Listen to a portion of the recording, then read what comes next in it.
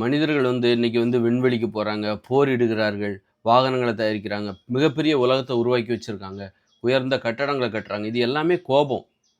மனிதர்களுடைய கோபத்த தான் காட்டுது. இந்த கோபத்துக்கு என்ன காரணம் தெரியுமா? விண்வெளிக்கு போறாங்க அப்படின்னா, அவங்களோட கோபத்த தான் காட்டுது. சண்டையிடுகிறார்கள், போரிடுகிறார்கள், அணு ஆயுதங்களை உருவாக்குகிறார்கள், அணு உலைகளை கட்டமைக்கிறார்கள், மிக உயர்ந்த கட்டடங்களை கட்டுகிறார்கள், பாலத்த கட்டுறாங்க. இது எல்லாமே மனிதர்களுடைய கோபத்த தான் காட்டுது. அவங்க ஏதோ பயங்கர டென்ஷன்ல இருக்காங்க. மனித இனமே கோபத்துல இருக்குது. இந்த கோபத்துக்கு என்ன காரணம்? குழப்பங்கள் தான் காரணம். நாம யாரு? மனிதர்கள்னா நாம யாரு? தன்னை பற்றிய குழப்பம். நாம யாரு? நம்முடைய நோக்கம் என்ன? மனிதனுடைய நோக்கம் என்ன? அப்படின்ட்டு மனிதர்களுக்கு குழப்பம் இருக்கு. நாம எதை சாப்பிடணும்? என்ன உணவுகள சாப்பிடணும்? மாமிசம் சாப்பிடலாமா? கூடாதா? அசைவமா? சைவமா? காய்கறிகள மட்டும் தான் சாப்பிடணுமா? அல்லது எப்படி வாழணும்? மனிதனுடைய எப்படி வாழணும்? எப்படி பேசணும்? கெட்ட வார்த்தை போடலாமா? கூடாதா? அப்புறம் உறவுகள்ல திருமண உறவு வேணுமா? வேண்டாமா? அ குடும்பமா வாழணுமா? இல்ல விருப்பம் போல வாழலாமா? உறவுகள்ட்ட உண்மையா இருக்கணுமா? வேண்டாமா? இப்படி மனிதருக்கு எப்படி வாழணும்? என்ன சாப்பிடணும்? என்ன பேசணும்? அப்படிங்கிற மனிதனுடைய இலக்கு என்ன? இவர்கள் எங்கிருந்து வந்தார்கள்? இவர் குரங்கிலிருந்து தான் வந்தார்களா? அல்லது கடவுள் படைத்தாரா? கடவுள் இருக்கிறாரா? இல்லையா? அல்லது சாதி என்பது உண்மையா? பொய்யா? நிறவெறி என்பது இயற்கையானதா? அது வெறும் கற்பனையா? இப்படி மனிதர்களுக்கு குழப்பங்கள். இந்த குழப்பங்கள் இதற்கு தேர்வு இது ஏற்படுத்துகிற கோபம் தான். அதற்கான தீர்வை தேடி தான் இந்த மாரியெல்லாம் பண்றாங்க. இதில மனிதர்களுடைய கோபத்துக்கு இந்த குழப்பங்கள் தான் காரணம். இந்த குழப்பங்களிலிருந்து தெளிவு பெற்றுவிட்டால் மனிதர்களுக்கு இந்த கோபம் அடங்கிடும். இந்த கோபம் மனிதர்களுக்கு இல்லாம போம்போது என்ன ஆகும் அப்படின்னா, அந்த கோபம் இல்லன்னா மனிதர்களால விண்வெளிக்கெல்லாம் முடியாது. விண்வெளிக்கு வரைக்கும் போறாங்கன்னா என்ன அர்த்தம்? வேற்று கிரகத்துக்கு வரைக்கும் போறாங்க அப்படின்னா, ஆராய்ச்சி பண்றாங்கன்னா என்ன அர்த்தம்? கோபம் தான் காரணம். கோபத்துக்கு அடிப்படை குழப்பங்கள். குழப்பங்களுக்கு ஒரு தீர்வு கிடைச்சிருச்சுன்னா, அவங்களுக்கு கோபம் இல்லாம போயிரும். அந்த கோபம் சார்ந்த செயல்பாடுகள் இல்லாம போயிடும். அதனால அந்த குழப்பங்கள் இருக்கிற வரைக்கும் தான் மனிதர்கள் விண்வெளி ஆராய்ச்சியெல்லாம் பண்ண முடியும். விண்வெளி ஆராய்ச்சி இது தேவையா? இது தேவையில்ல.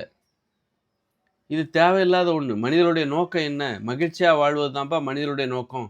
மனிதர்கள் யாரு? மனம் எனும் நோயால் பாதிக்கப்பட்டவங்க. மனிதர்கள் யாரு?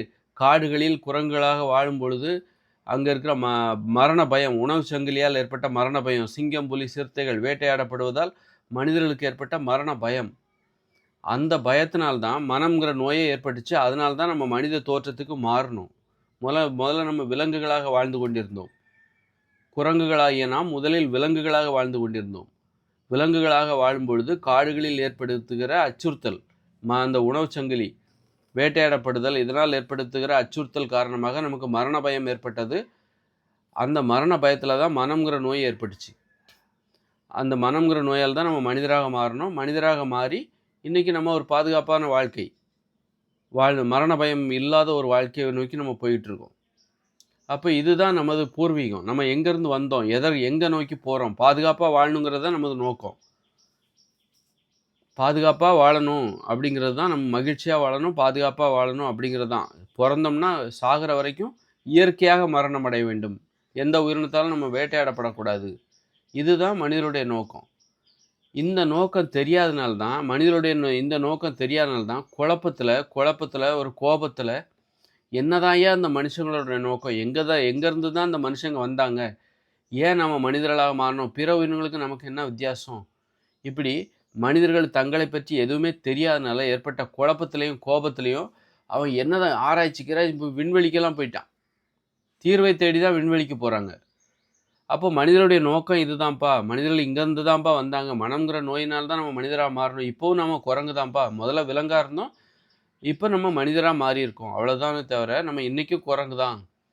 மகிழ்ச்சியாகவும் பாதுகாப்பாகவும் வாழ்கிறது தான் நமது நோக்கம். அதுக்காக தான் நம்ம மனிதராகவே மாறணும். இப்போ இதெல்லாம் தெரிஞ்சு போச்சுன்னா நீ விண்வெளிக்கெல்லாம் போக மாட்டே. ஏன்னா விண்வெளிக்கு போகிறது அதெல்லாம் பாதுகாப்பே கிடையாது.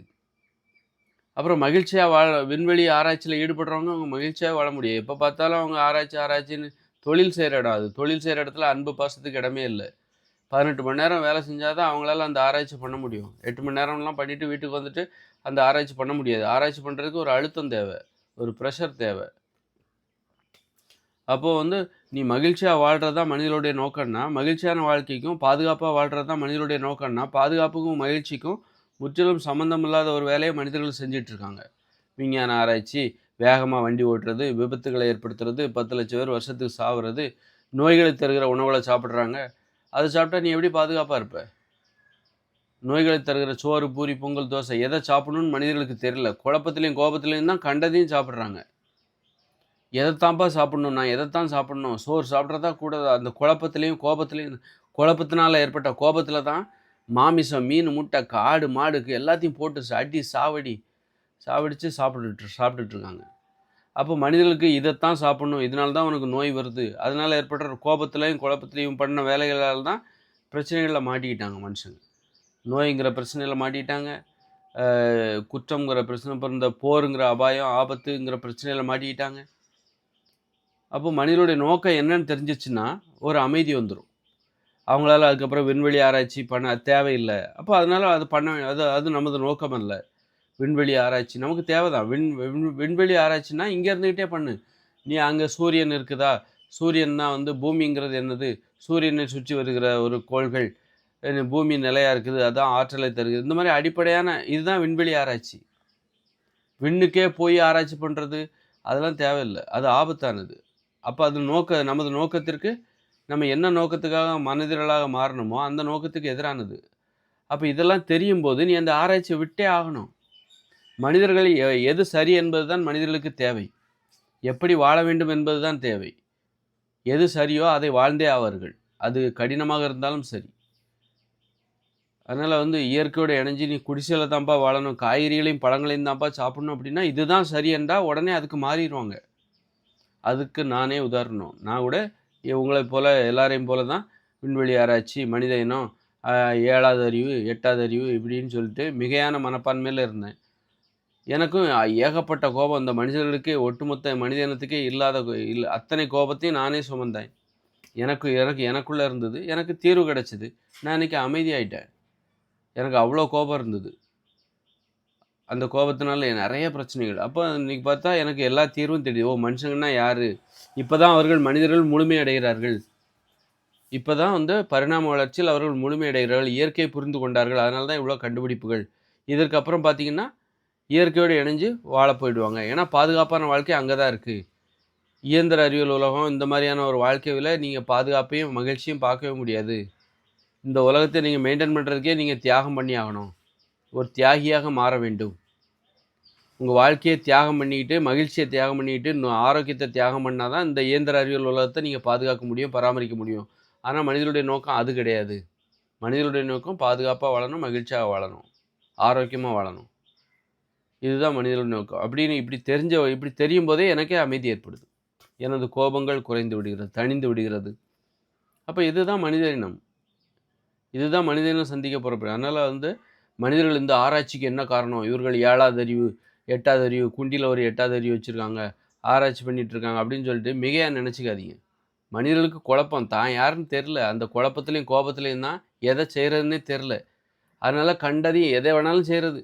எவரெஸ்ட் சிகரத்தில் ஏறுறது, குரங்கு மாதிரி அதில் ஏறுறது, இதில் ஏறுறது, விண்வெளி வந்து வாகனங்களில் போகிறது, ஆபத்துகளை, அதுதான் காரணம். அதனால் வந்து மனிதர்களுடைய செயல்பாடுகளுக்கு குழப்பங்கள் தான் காரணம். குழப்பங்கள் ஏற்படுத்திய கோபங்கள் தான் காரணம். என்னைக்கு குழப்பம் தெளியுதோ அன்றைக்கு மனிதர்களின் கோபம் தணிந்துவிடும், கோபம் குறைந்துவிடும், கோபம் மறைந்துவிடும். மனிதர்களாக அப்பொழுது அவர்களுக்கு தெரிவார்கள். இப்பொழுது மனிதர்கள் பேய்களாக மாறிவிட்டார்கள். மனிதர்களுக்கு குழப்பங்கள் எல்லாம் மனிதர்களை பேய்களாக மாற்றிவிட்டது. பேய்களாகவும் பிசாசுகளாகவும் மனிதர்கள் தெரிகிறார்கள். மனிதர்களை பார்த்தாலே மனிதர்களுக்கு பயமாக இருக்கிறது. அதனால் வந்து குழப்பங்கள் தீரும்போது குழந்தையாக மாறிவிடுவார்கள் மனிதர்கள். அப்போ இங்கே பெண்களை வந்து ஆதிக்கம் செலுத்த ஆரம்பிச்சிருவாங்க. இன்றைக்கி குழப்பங்கள் தான் ஆண்களை எல்லாம் இன்றைக்கி வந்து மனுஷங்கள்லாம் பேயாக மாறிட்டானுங்க. இன்றைக்கி பெண்களை அடிமைப்படுத்துறதுக்கு என்ன காரணம்? குழப்பம்தான் காரணம். நீ பெண்களை அடிமைப்படுத்தக்கூடாது, பெண் தான் ஏன் தலைமை பொறுப்பு, தலைவி அவள் தான், மனித வாழ்க்கைக்கு தலைவியே அவள் தான், அவள் தான் உன்னை கட்டுப்படுத்துவா, அவள் தான் உன்னை வழி நடத்துவா அப்படின்னு தெரியும்போது, ஓ, அப்போ மனிதர்கள் ஆண்கள் அதற்கு ஒத்துழைப்பு தகுந்தாற் போன்று குழந்தையாக மாறிவிட வேண்டும். அப்படிங்கும்போது அப்போ குழந்தையாக மாறி தான் ஆகணும். அப்போ பெண்கள் ஆண்களை வழிநடத்த தொடங்கி விடுவார்கள். எல்லா பிரச்சனைக்கும் தீர்வு கிடச்சிரும். ஆக இங்கே இருக்கிற பெண் அடிமைத்தனம், போர்கள் எல்லாம் குழப்பங்கள் தான் வரும். ஒரு குழப்பம் பாருங்கள் எவ்வளோ பெரிய பிரச்சனைகள் உண்டுபடுது. இன்றைக்கி நாம் ஆபத்தின் விளிம்பில் மாட்டி கொண்டு இருக்கிறோம், அழிவின் பிடியில் சிக்கியிருக்கிறோம். அதனால் வந்து இப்போ நான் சொல்கிற ஒரு விஷயம் வந்து எனது வீடியோக்களை கேட்டிங்கன்னா உங்களுக்கு அமைதி ஏற்படும். இந்த உலகத்துக்கே அமைதி ஏற்படும். ஆனால் இந்த உலகம் வேறு எதையோ அழிவை தேடி கொண்டு சென்று கொண்டு இருக்கிறது. இதில் என்ன இருந்து விட போகிறது அப்படின்னு நினைக்குது. இவர் சொல்கிறதுல என்ன இருக்குது இருந்துற போகுது அப்படின்னு தான் இந்த உலகம் நினைக்குது.